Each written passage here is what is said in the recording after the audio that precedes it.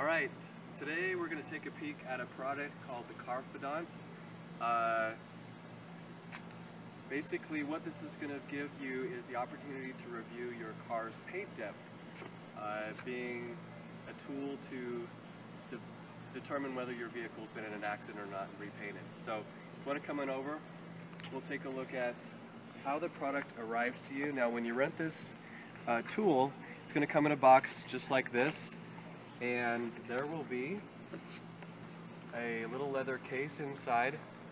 Some of the paperwork in here is just some instructions on how the tool operates, and then a receipt for my purchase. The tool itself comes in this little pocket, so we'll pop that out. Super easy to use, the battery's already preloaded. Basically just one on-off switch here, and a readout up above that that's going to give me the depth in mils of my paint in any location that I decide to evaluate it. So we're going to be taking a look at two different sample vehicles. We're going to look at a brand new paint job on a 2013 Acura ILX that's, to my knowledge, never been hit or messed up in any possible way. And we're going to take a look at a second car that I do know has been in a number of body shops over the years. So stay tuned for more on that. Alright, let's take a peek at a couple subject vehicles today with the Carfidant tool. Again, super easy to turn on. Just hit the button here and it'll bring up the display screen. First of all, this is my 2013 Acura. Picked it up about a year ago. It's had zero body or paint work. So this will be a good kind of baseline indication of how the readings should look on a brand new or at least unwrecked car.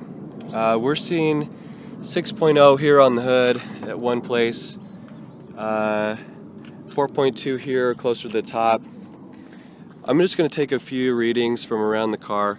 5.3 there, 5.8, 5.1 here. We'll do a couple on the sides.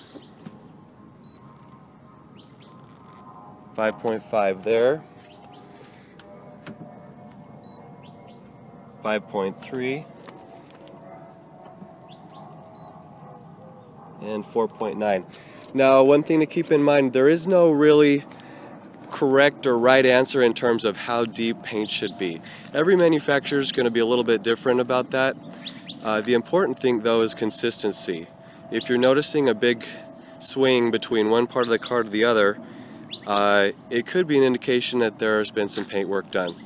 So on this ILX, again, we're looking at readings anywhere from somewhere in the mid-4s to around 6 or so. And it seems to be pretty consistent across the entire vehicle. Alright? So I wanted to take a peek at another vehicle as a comparison. This is a 1994 Acura. I've had it for 10 years.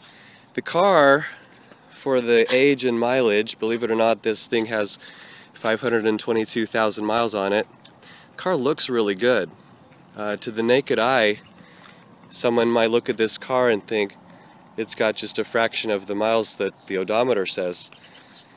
However, having been in a few run-in collisions over the years, I know otherwise. So, first of all, I know that the only remaining original paint on the entire car is in this back quarter panel area.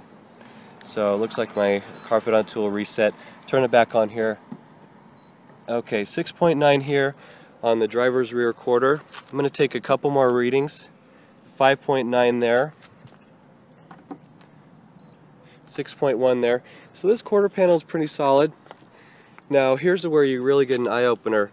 This quarter panel, or fender I mean, about, let's see, 6 or so years ago, I hit a deer with this car, and the entire front end was essentially rebuilt, and I remember having to use a replacement used fender here. So watch this. 23.7. That fender has a lot of Bondo in it. And I knew that when it was rebuilt. So if a new car buyer was looking at this car, that would be a red flag. 12.8 on the hood. Again, this hood's been resprayed at least twice during my 10 years. 8.4.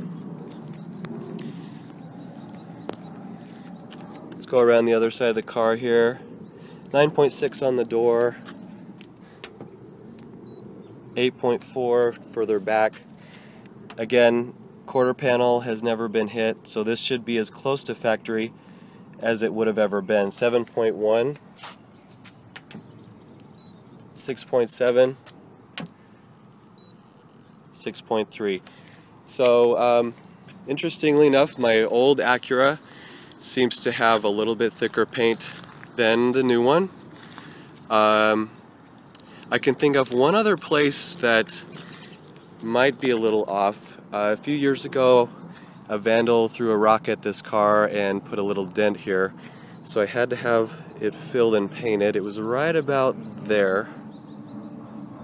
Sure enough, 16.3 on the roof. So pretty big gap to go from somewhere, again, in the 5 to 6, 7 range on the sides. That door's got a little bit extra paint on it, 9.5. So this Legend, again, we saw readings all the way from somewhere in the 6s all the way up until 20 something on the roof. So again, really interesting tool to have. A friend let me borrow this so I would put together a review, and I must say I've been really impressed. If and when I'm in the market for a car, I think it's a great idea to go ahead and rent one of these and use it for evaluation purposes, because you could potentially uncover undisclosed accident history, and it's a good opportunity to bring that up with a seller if it's a vehicle that you're wanting to make a move on. So anyway, my name's Tyson. I appreciate you tuning in to my review, and hope everybody has a good day.